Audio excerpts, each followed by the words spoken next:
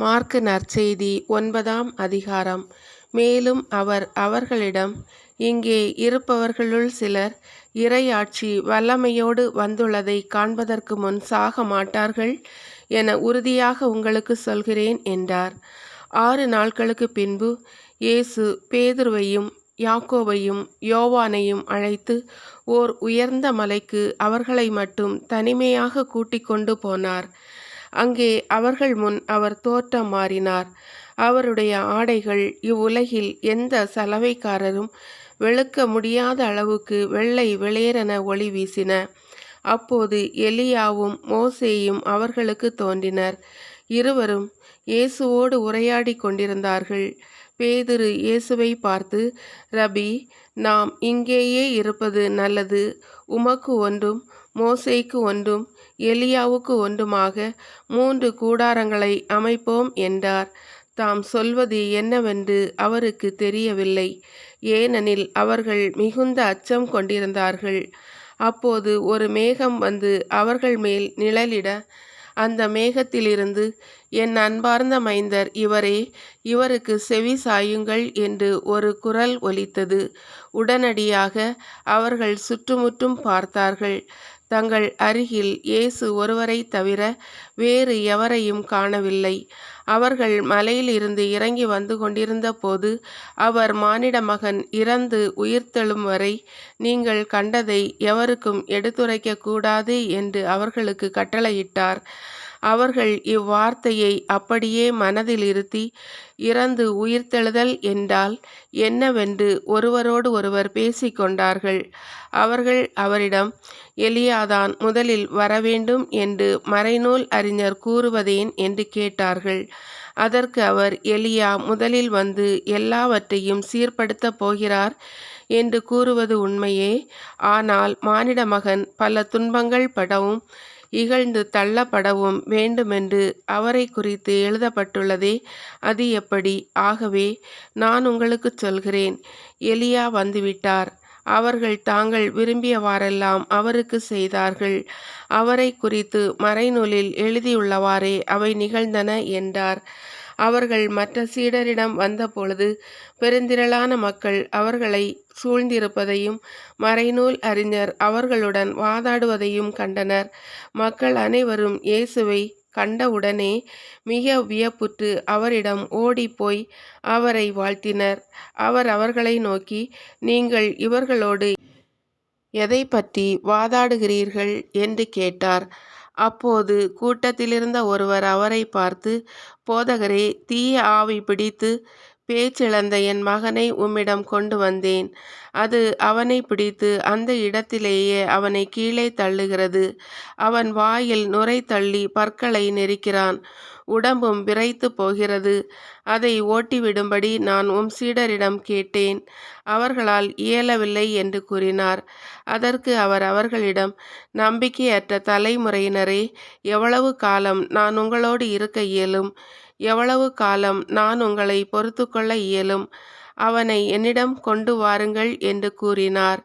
அவர்கள் அவனை அவரிடம் கொண்டு வந்தார்கள். அவரை கண்டவுடன் அந்த ஆவி அவனுக்கு வலிப்பு உண்டாக்க அவன் தரையில் விழுந்து புரண்டான். வாயில் நுரை தள்ளியது. அவர் அவனுடைய தந்தையை பார்த்து, இது இவனுக்கு வந்து எவ்வளவு காலமாயிற்று என்று கேட்டார். அதற்கு அவர், குழந்தை பருவத்திலிருந்து இது இருந்து வருகிறது. இவனை ஒழித்துவிட தீயிலும் தண்ணீரிலும் பலமுறை அந்த ஆவி இவனை தள்ளியதுண்டு. உம்மால் ஏதாவது செய்ய இயலுமானால் எங்கள் மீது பரிவு கொண்டு எங்களுக்கு உதவி செய்யும் என்றார். இயேசு அவரை நோக்கி, இயலுமானாலா? நம்புகிறவருக்கு எல்லாம் நிகழும் என்றார். உடனே அச்சிறுவனின் தந்தை, நான் நம்புகிறேன், என் நம்பிக்கையின்மையை நீக்க உதவும் என்று கதறினார். அப்போது மக்கள் கூட்டம் தம்மிடம் ஓடி வருவதை இயேசு கண்டு அந்த தீய ஆவியை அதட்டி, ஊமை செவிட்டு ஆவியை, உனக்கு கட்டளையிடுகிறேன், இவனை விட்டு போ, இனி இவனுள் நுழையாதே என்றார். அது அலறி அவனுக்கு மிகுந்த வலிப்பு உண்டாக்கி வெளியேறியது. அச்சிறுவன் செத்தவன் போலானான். ஆகவே அவர்களுள் பலர், அவன் இறந்துவிட்டான் என்றனர். இயேசு அவன் கையை பிடித்து தூக்கிவிட்டார். அவனும் எழுந்தான். அவர் வீட்டில் நுழைந்ததும் அவருடைய சீடர் அவரிடம் தனிமையாக வந்து, அதை ஏன் எங்களால் ஓட்ட இயலவில்லை என்று கேட்டனர். அதற்கு அவர், இவ்வகை பேய் இறை வேண்டலினாலும் நோன்பினாலும் அன்றி வேறு எதனாலும் வெளியேறாது என்றார். அவர்கள் அங்கிருந்து புறப்பட்டு கலிலேயா வழியாக சென்றனர். அது யாருக்கும் தெரியக்கூடாது என்று இயேசு விரும்பினார். ஏனெனில் மானிட மகன் மக்களின் கையில் ஒப்புவிக்கப்பட இருக்கிறார். அவர்கள் அவரை கொலை செய்வார்கள். கொல்லப்பட்ட 3ஆம் நாட்களுக்கு பிறகு அவர் உயிர்த்தெழுவார் என்று அவர் தம் சீடருக்கு கற்பித்து கொண்டிருந்தார். அவர் சொன்னது அவர்களுக்கு விளங்கவில்லை. அவரிடம் விளக்கம் கேட்கவும் அவர்கள் அஞ்சினார்கள். அவர்கள் கப்பர்நாகுமுக்கு வந்தார்கள். அவர்கள் வீட்டில் இருந்த பொழுது இயேசு, வழியில் நீங்கள் எதை பற்றி வாதாடி கொண்டிருந்தீர்கள் என்று அவர்களிடம் கேட்டார். அவர்கள் பேசாதிருந்தார்கள். ஏனெனில் தங்களுள் பெரியவர் யார் என்பதை பற்றி வழியில் ஒருவரோடொருவர் வாதாடி கொண்டு வந்தார்கள்.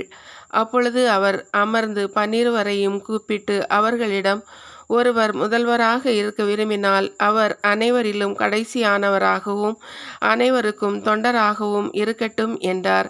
பிறகு அவர் ஒரு சிறு பிள்ளையை எடுத்து அவர்கள் நடுவே நிறுத்தி அதை அரவணைத்து கொண்டு, இத்தகைய சிறு பிள்ளைகளுள் ஒன்றை என் பெயரால் ஏற்றுக்கொள்பவர் எவரும் என்னையே ஏற்றுக்கொள்கிறார். என்னை ஏற்றுக்கொள்பவர் என்னை மட்டுமல்ல, என்னை அனுப்பினவரையே ஏற்றுக்கொள்கிறார் என்றார். அப்பொழுது யோவான் இயேசுவிடம், போதகரே, ஒருவர் உமது பெயரால் பேய்கள் ஓட்டுவதைக் கண்டு நாங்கள் அவரை தடுக்க பார்த்தோம். ஏனெனில் அவர் நம்மை சாராதவர் என்றார்.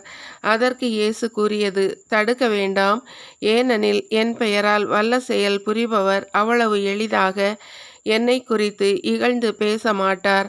ஏனெனில் நமக்கு எதிராக இராதவர் நம் சார்பாக இருக்கிறார்.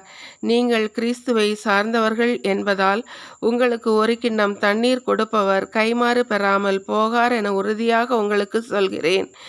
என் மீது நம்பிக்கை கொண்டுள்ள இச்சிறியோருள் எவரையாவது பாவத்தில் விழ செய்வோருடைய கழுத்தில் ஓர் எந்திரக்கல்லை கட்டி கடலில் தள்ளி விடுவதே அவர்களுக்கு நல்லது.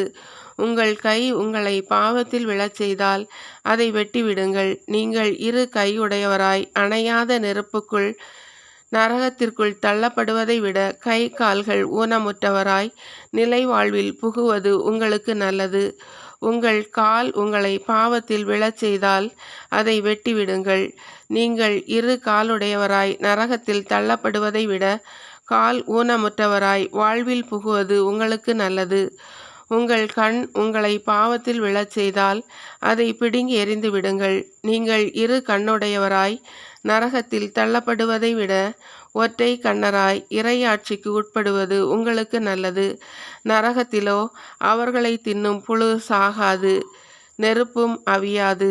ஏனெனில் பலிபொருள் உப்பால் தூய்மையாக்கப்படுவது போல ஒவ்வொருவரும் நெருப்பால் தூய்மையாக்கப்படுவர். உப்பு நல்லது, ஆனால் உவர்பற்று போனால் எதை கொண்டு அதை உவர்ப்புள்ளதாக்குவீர்கள்? நீங்கள் உப்பின் தன்மை கொண்டிருங்கள். ஒருவரோடு ஒருவர் அமைதியுடன் வாழுங்கள்.